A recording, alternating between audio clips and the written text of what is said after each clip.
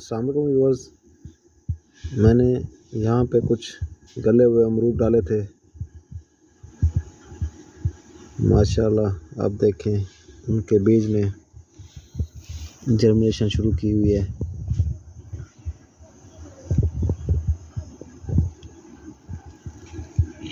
ये अमरूद की पनीरी है। ये जब कुछ बड़े होंगे मैं इन्हें पॉली बैग्स में शिफ्ट कर दूंगा।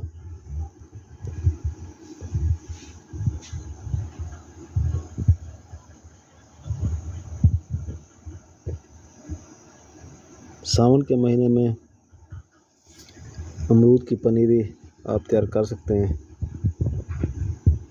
ये मैंने अगस्त के शुरू में अमरूद फेंके थे, तो देखें आप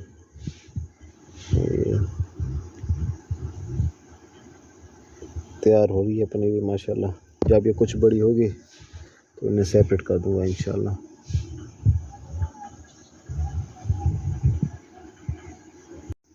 ये बात लाजमी ध्यान में रहे कि जहाँ पर आप पनीर लगाना चाहें उस ज़मीन की नमी बरकरार रहनी चाहिए। आप पानी देते रहा करें, बीज आसानी से जर्मिनेट हो जाएंगे।